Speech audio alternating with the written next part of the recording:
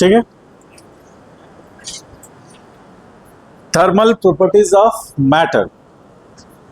एक general misconception रहता है लोगों में कि सर पहले ये क्यों चैप्टर स्टार्ट नहीं करते, वो चैप्टर स्टार्ट करते हैं, पहले वो क्यों करते हैं।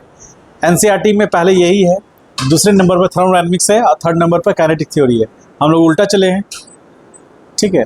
ऐसा कोई ये हार्ड एंड फास्ट रूल नहीं है कि हम लोग यही पहले पढ़ेंगे तो समझ में आएगा। हाँ, इसमें हीट के बारे में डिस्कशन है, ठीक है। हीट के बारे में क्यों डिस्कशन है, क्या नाम है इसका, थर्मल प्रॉपर्टीज। तो थर्मल प्रॉपर्टीज मतलब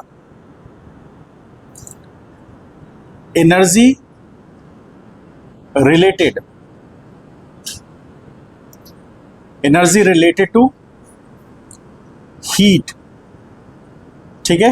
हीट से यदि कोई एनर्जी रिलेटेड होगा, थर्मल एनर्जी होगा, वो थर्मल एनर्जी हीट से रिलेट होगा। और हीट को काउंट कौन करेगा, डिग्री ऑफ हॉटनेस और कोल्डनेस। ये कौन बताएगा, डिग्री ऑफ हॉटनेस और कोल्डनेस मतलब कोई भी बॉडी, कोई भी सबस्टांस या कोई भी सिस्टम या मैटर यदि कोल्ड है तो हम उसको कैसे, उसको देखकर बता सकते हैं या छू कर बताएंगे, फील करेंगे तो ही तो हम बता पाएंगे।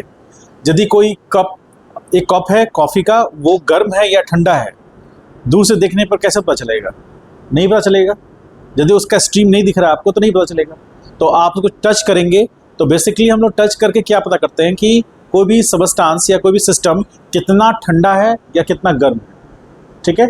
कितना ठंडा और कितना गर्म है, वो डिग्री ऑफ हॉटनेस और कोल्डनेस ये इस बात को रिप्रेजेंट कर रहा है कि उसके पास हीट कितना पोजेस किए हुए, वो हीट उसके पास कितना है।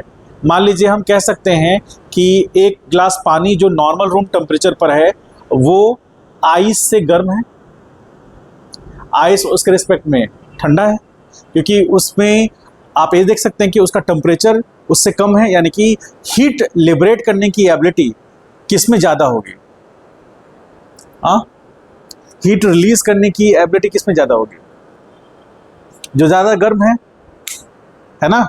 तो ज़्यादा गर्म कौन है, एक ग्लास पानी जो कि नॉर्मल टेम्परेचर पर है 20 डिग्री सेंटीग्रेड पर, उसके पास एबिलिटी कंपेयर टू आइस ज़्यादा होगी हीट रिलीज करने की, क्योंकि हाई टेम्परेचर पे है वो, ठीक है। तो यहाँ पर डिग्री ऑफ हॉटनेस और coldness of a system is based on a parameter called, क्या कहेंगे उसको, टेम्परेचर, ठीक है, टेम्परेचर। और डायरेक्शन ऑफ हीट फ्लो क्या बताएगा, जैसे पानी का फ्लो हाई पोटेंशियल से लो होगा या लो पोटेंशियल से हाई होगा, हाई टू लो होगा। जैसे वाटर का फ्लो तो देख लिए, यदि हम बात करें एयर का फ्लो, तो एयर फ्लो हाई पोटेंशियल से लो पोटेंशियल या लो पोटेंशियल से हाई पोटेंशियल, मतलब वहाँ प्रेशर आ जाएगा, हाई प्रेशर से लो या लो से हाई होगा, हाई से लो होगा एयर का फ्लो। इलेक्ट्रिक करंट का फ्लो किधर होगा, हाई पोटेंशियल से लो पोटेंशियल या इलेक्ट्रॉन का फ्लो, इलेक्ट्रॉन का फ्लो हाई पोटेंशियल से लो पोटेंशियल या लो पोटेंशियल से हाई,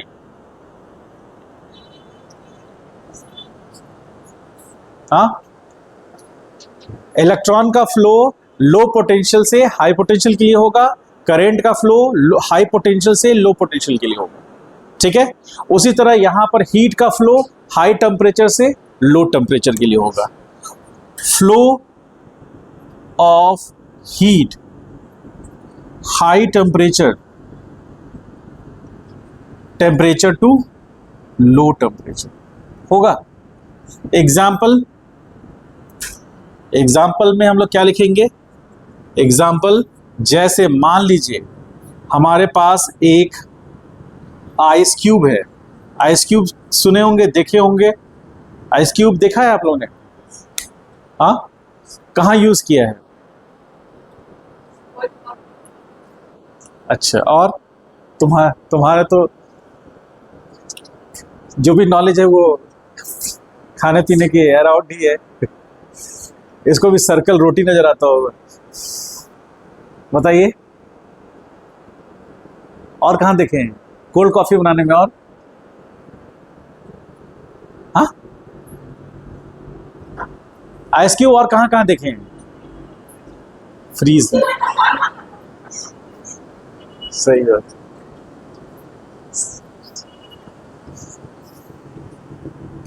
आइस क्या करेगा? सराउंडिंग से हीट लेगा या देगा सराउंडिंग को?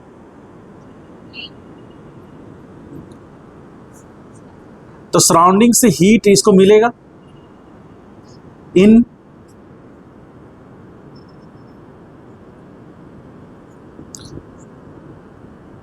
सराउंडिंग से हीट ले रहा है और इसका टेम्परेचर इंक्रीज करेगा। होगा ऐसा? तो फिर आइस किस में कन्वर्ट होगा? वाटर में, लिक्विड। होगा ऐसा? ठीक। अब दूसरा एग्जांपल देखें। इसमें मान लीजिए कि 1 कप कॉफी है, ठीक है।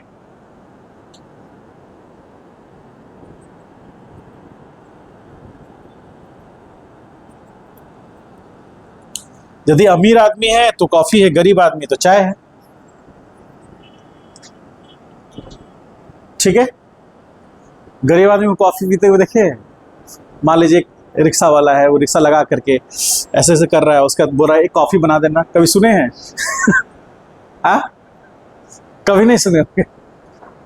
कॉफी कौन पीते हैं? जो टाई पहने होते हैं, जो कॉर्पोरेट कंपनी में कुछ ऐसे ऐसे कर रहे होते हैं, उसके बाद फिर जाते हैं वो मशीन से, ठीक है, ब्लैक कॉफ़ी बनाते हैं। या फिर नॉर्मली रिक्शा वालों को देखे ब्लैक कॉफ़ी पीते हुए, कोल्ड कॉफ़ी। मैं रिक्शा वालों को देखे, उसके रिक्शा मत बैठिएगा। एक फिल्म है इसमें अक्षय कुमार क्या करता है ना, वो पानी का जो डाब वाला जो होता है ना, नारियल का पानी, और उस पर कुछ लिखा होता है, और उसके अंदर में वो डाब का पानी नहीं होता है, उसके अंदर डाब का पानी नहीं होता है, उसके अंदर अल्कोहल होता है, और वो ऐसे पी रहा था। उसको यार थोड़ा सा स्ट्रांग बनाना था ना, ले। और पब्लिक के सामने वो डाब। फिल्म देखा है आप लोग ने? नहीं देखा है? देखिए। आइए, तो यहां पर हीट, इस केस में क्या होगा कि सराउंडिंग को हीट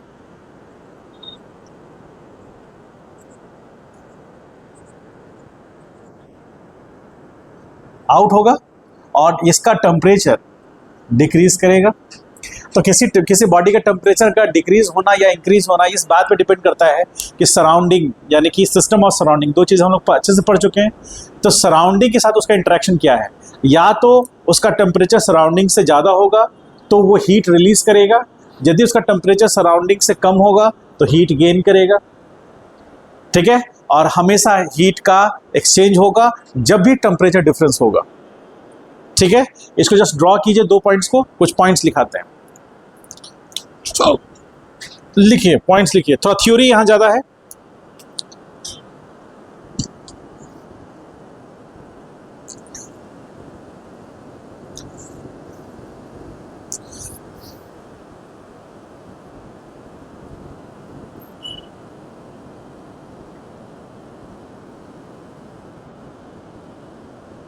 जल्दी fast.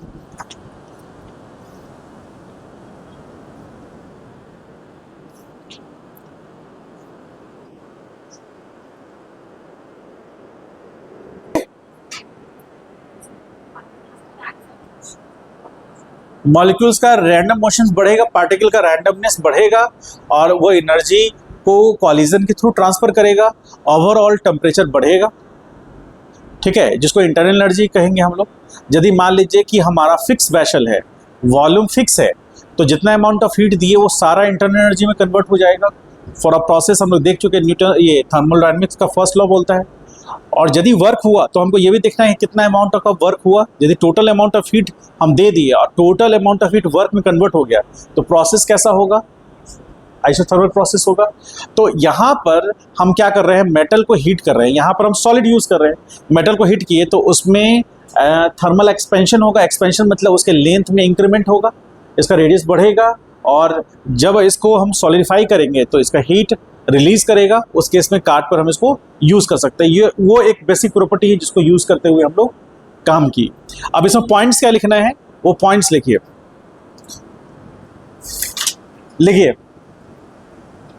Heat is the form of energy, heat is a form of energy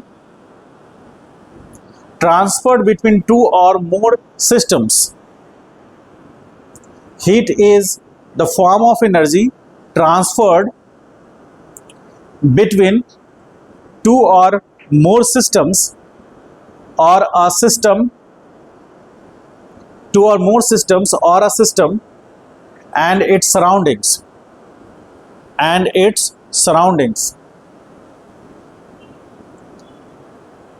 by virtue of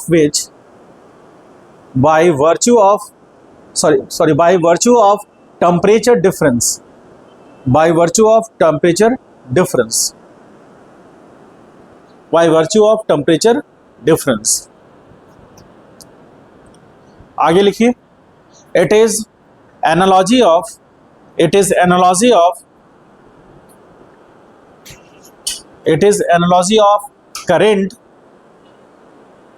of electric current, in which potential difference decides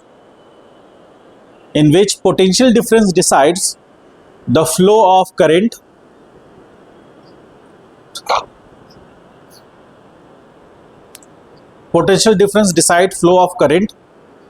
that is current always flow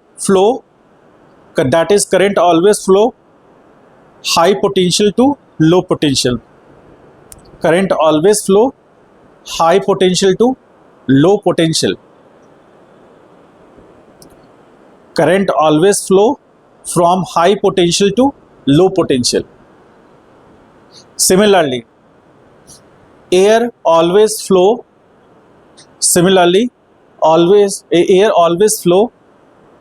high pressure zone to low pressure zone,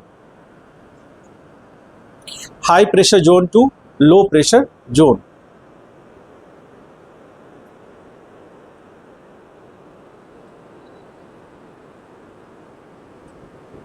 And water flow high potential to low potential. So heat always flow high temperature to low temperature. Heat always flow from high temperature to low temperature.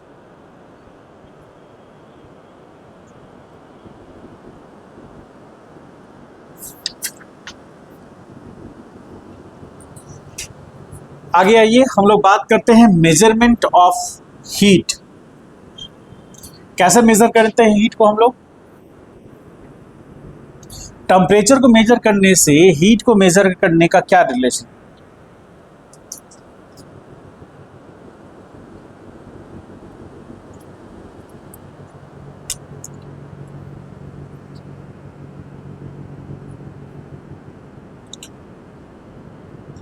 मतलब यहां पर जो heat में change आ रहा है वो temperature difference के कारण आ रहा है। यदि टेम्परेचर डिफरेंस 0 होगा तो हीट फ्लो नहीं करेगा, ठीक है। तो यहाँ पर बेसिकली जो हमारा हीट जो ट्रांसफर हो रहा है वो किसके थ्रू कंट्रोल हो रहा है? टेम्परेचर डिफरेंस के कारण। तो अभी हम लोग बात करने वाले हैं मेजरमेंट ऑफ टेम्परेचर। टेम्परेचर को कैसे मेजर करेंगे? हीट का यूनिट क्या होगा? जूल। टेम्परेचर का यूनिट केल्विन, डिग्री सेंटीग्रेड और फ़ारेनहाइट भी होता है, ठीक है। इन जनरल हम लोग डिग्री सेंटीग्रेड लेते हैं। ये हो गया चेंज इन टेम्परेचर, और ये क्या है? हीट ट्रांसफर, ठीक है। हम लोग यहाँ चेंज इन हीट नहीं लिखते हैं, कहीं भी आप लिखेंगे चेंज इन हीट नहीं लिखेंगे, हीट ट्रांसफर लिखते हैं। क्यों? क्योंकि ये पॉइंट फंक्शन है ही नहीं। किसी इनिशियल पॉइंट पर हमको पता ही नहीं कि कितना अमाउंट हीट है उसके पास।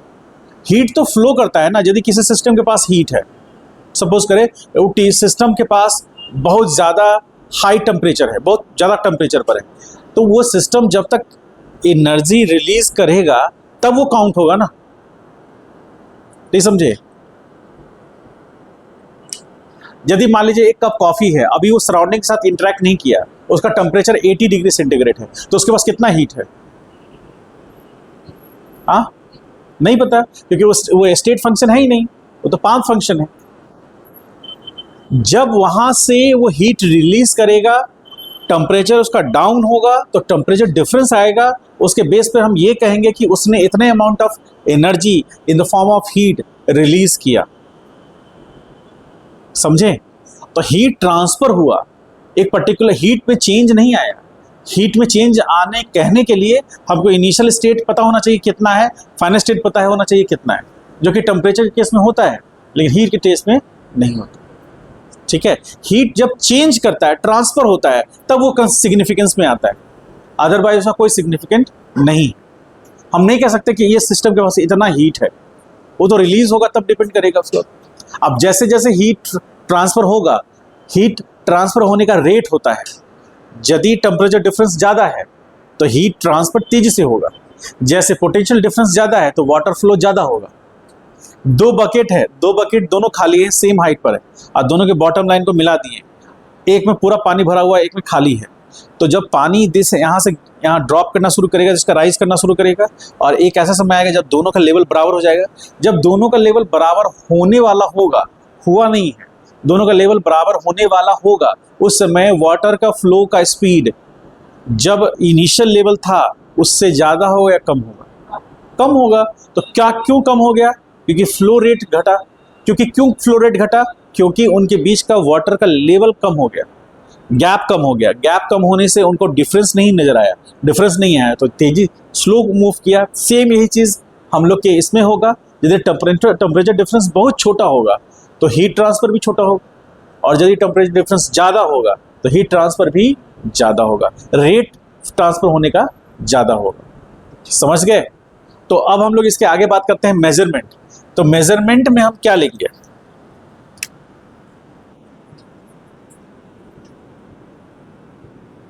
Measurement of temperature. टेम्परेचर को हम किस में मेजर करते हैं? आप लोग कभी जीवन में थर्मामीटर देखे हैं? वो किस काम आता है?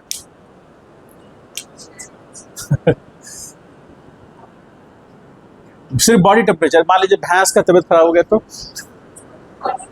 हाँ, तो उसको क्या बोलेंगे? जैसे हम लोग क्या करते हैं, हाथ उठाते हैं या लगा देते हैं, उसको बोलेंगे पैर उठाओ।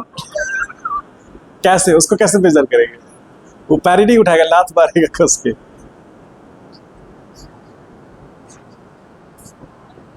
उसका थर्मामीटर भी तो बड़ा होगा नहीं, जो भैंस को भी दिखे कि हाथ को बुखार है।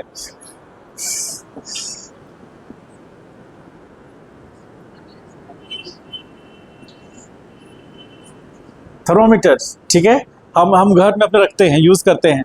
हम कहते हैं हमें बुखार आया है, ठीक है, कहते हैं ना।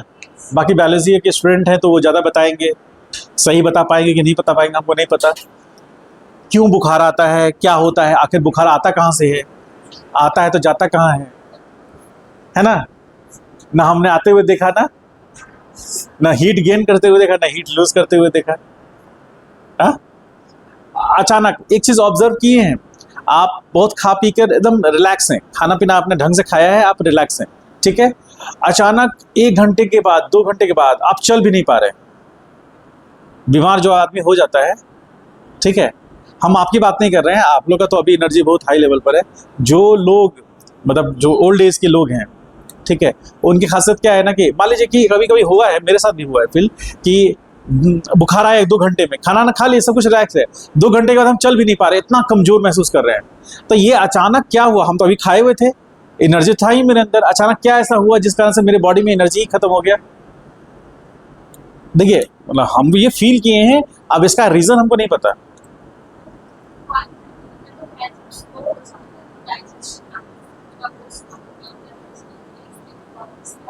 नहीं, ठीक है, वो ठीक बात है, लेकिन आदमी अचानक शरीर मतलब कि नॉर्मल, जैसे आज बुखार हुआ कल आप उठ ही नहीं पा रहे हैं बेड से, ऐसा भी होता है ना। इतना तेजी से तो कोई आदमी कमजोर नहीं ना पड़ेगा, और फिर जैसे ही आपका तबीयत ठीक होता है आपके अंदर एनर्जी आने लगता है। तो ये तो खैर वो ज़्यादा बेहतर बता पाएंगे। ठीक है, इधर कोई है बायोलॉजी का? हाँ, ये तुम बायोलॉजी की स्टूडेंट हो ना? अच्छा, पता है ना सब। ठीक, आइए थर्मोमीटर के बारे में देख लें। थर्मोमीटर बेसिकली, अब हमको एक चीज़ बताना है इसमें कि हीट का ट्रांसफ़र होना और टेम्परेचर का राइज करना या डिक्रीज करना, इससे सिस्टम पर क्या असर पड़ता है। जैसे मान लीजिए कि कोई सिस्टम जो हम लोग यूज़ कर रहे हैं, कि एक ऐसा सिस्टम जिसमें हम लोग कोई ऐसा मटेरियल यूज़ कर रहे हैं कि जिसमें थर्मल एक्सपेंशन बहुत ज़्यादा है, या कोई ऐसा मटेरियल जिसकी डेंसिटी में इफेक्ट पड़ता है हीट से। यदि हम हीट देंगे तो किसी ऐसा सबस्टांस जिसका कि डेंसिटी घटेगा, कुछ ऐसा सबस्टांस जिसका कि डेंसिटी बढ़ भी सकता है। ठीक है, तो डेंसिटी यदि मान लीजिए घट रहा है कोई सबस्टांस का हीट देने पर, तो उस सबस्टांस को हम लोग, ये प्रॉपर्टीज़ की बात कर रहे हैं कि यदि किसी सबस्टांस को हीट देने पर उसकी डेंसिटी घट रही है तो उसको हम अलग अलग मतलब कि एप्लीकेशंस में यूज़ कर सकते हैं। उसी का एक एप्लीकेशन क्या है? थर्मोमीटर है। थर्मोमीटर है ना, ये तो हम भावुक होकर लिख दिए। ठीक है, तो यदि कोई मान लीजिए कि ऐसा सबस्टांस जिसको हीट देने पर उसकी डेंसिटी में चेंजेस आए, वो सारे सबस्टांस को हम कह सकते हैं कि ये टेम्परेचर डिपेंडेंट है। यदि उसका टेम्परेचर बढ़ेगा तो वो फैलेगा, टेम्परेचर उसका घटेगा तो वो सिकुड़ जाएगा। इसी का एग्जांपल कौन सा है? मरकरी है, Hg अल्कोहल। ठीक है, जो इसको लेता है वो भी सिकुड़ जाता है। ठीक है, और भी बहुत सारे सबस्टांस हैं। हाँ, फैन, फैल क्या है बताओ, बताइए। थर्मल एक्सपेंशन जो हम लोग पढ़ते हैं, थर्मल एक्सपेंशन मतलब हीट देने के बाद यदि कोई सॉलिड, खास करके कैसा मेटल एक्सपैंड करेगा, तो एक्सपैंड करेगा तो उसके डायमेंशन में चेंजेस आएंगे। तो उसके डायमेंशन में जो चेंजेस आएंगे उसी को स्टडी करना है हमें। तो थर्मल एक्सपेंशन के लिए हम कहेंगे कि एक्सपेंशन मतलब क्या कहेंगे कि आगे तो बहुत सारा चीज़ लिखेंगे ही। एवरी मेटल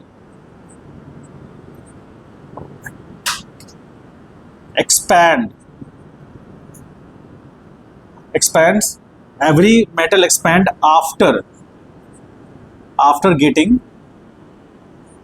heat गेन करने के बाद क्या होगा? एक्सपैंड करेगा। तो जैसे two dimensions, 1 dimension and 3 dimensions है। जैसे मान लीजिए कि ये 1 डायमेंशन रॉड की बात हो रही है। ठीक है, ये रॉड है, मेटल का बना है। अब इसको हीट मिला, इसका इनिशियल लेंथ कितना है? L, और इसको जब हीट दिया गया, डेल्टा Q हीट सप्लाइड, जब हीट दिया गया तो इसका एक्सपेंशन होगा रॉड का लेंथ का। तो ये जो लेंथ आया डेल्टा L, तो इससे खासियत क्या है? ये लेंथ O, जैसे A हो गया, ये B हो गया और ये C हो गया। ठीक है, 3 लेंथ हुए, तीन पोजीशंस हो गए A B C। तो पहले इनिशियली A B लेंथ था, हीट मिलने के बाद ये B से C हो गया। तो टेम्परेचर डिफरेंस मान लेते हैं हम डेल्टा T टेम्परेचर डिफरेंस रहा होगा। यदि वो यहाँ रहा होगा तो ये T इनिशियल रहा होगा और यहाँ T फाइनल रहा होगा, है ना। और ये लेंथ इनिशियल है, L इनिशियल और ये L फाइनल। तो हम कह सकते हैं डेल्टा L किसके डायरेक्टली प्रोपोर्शनल हो सकता है? जैसे इट इज ऑब्जर्व्ड, क्या ऑब्जर्व किया गया है कि इट इज ऑब्जर्व्ड कि एक टर्म आता है कोफिशिएंट ऑफ एक्सपेंशन, अल्फा बोलते हैं coefficient of expansion. Coefficient of expansion का मीनिंग क्या हुआ? ये एक ऐसा फिजिकल क्वांटिटी है जो कि अलग अलग सिस्टम के लिए, अलग अलग मेटल के लिए अलग अलग होगा। ठीक है, और ये किस किस पे डिपेंड करेगा? डिपेंड किस पे करेगा? Delta L is directly proportional to delta T. इसका मीनिंग समझ पाए? क्या मीनिंग हुआ इसका? यानी कि जो रॉड में एलोंगेशन होगा वो इस बात पे डिपेंड करेगा कि टेम्परेचर डिफरेंस कितना है। यदि टेम्परेचर डिफरेंस ज़्यादा है तो एलोंगेशन भी ज़्यादा होगा, टेम्परेचर डिफरेंस कम है यानी डेल्टा टी का वैल्यू कम है तो एलोंगेशन भी कम होगा। ठीक है, उसके बाद डेल्टा एल डिपेंड करता है एल पर भी। एल पर मतलब लेंथ कितना है। यदि मान लीजिए 2 मीटर का रॉड है उसका डेल्टा एल और 1.5 मीटर का रॉड है उसका डेल्टा एल सेम टेम्परेचर पर अलग अलग होगा कि सेम होगा? अलग अलग होगा ना। एक 2 मीटर का रॉड है उसको 10 डिग्री से टेम्परेचर बढ़ाया गया तो उसके डेल्टा एल में जो आएगा डेल्टा लेंथ आएगा, और 1.5 मीटर लेंथ का रॉड है उसको भी टेम्परेचर 10 डिग्री से बढ़ाए हम, तो दोनों को तो सेम टेम्परेचर डिफरेंस मिला। डेल्टा एल किसका ज़्यादा होगा? जिसका लेंथ ज़्यादा होगा। होगा कि नहीं होगा? नहीं। जैसे मान लीजिए एक 100 मीटर का रॉड है उसको आपने 10 डिग्री से टेम्परेचर बढ़ा दिया तो उस रॉड का जो चेंज इन लेंथ आएगा वो अच्छा खासा होगा ना? नहीं होगा? नहीं सनी, तुम्हें क्या लगता है? हाँ, तुम जो बोल रहे हो ना एकदम मेरे आवाज मेरे कान तक नहीं। क्या नहीं होगा? हाँ,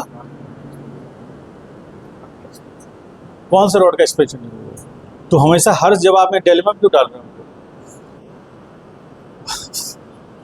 देखिए 100 मीटर लंबा रॉड है उसका टेम्परेचर आपने कितने 10 डिग्री से बढ़ाया, और 1 मीटर रॉड है उसका टेम्परेचर भी आपने 10 डिग्री से बढ़ाया, तो डेल्टा एल किसका ज्यादा होगा? हाँ, डेल्टा एल मतलब चेंज इन लेंथ, जितने से लेंथ इंक्रीमेंट हुआ। हाँ, 100 मीटर का ये कंफ्यूजन लग रहा है आप लोग को। 100 मीटर का इसलिए ज़्यादा होगा क्योंकि मॉलिक्यूल्स के बीच का गैप बढ़ेगा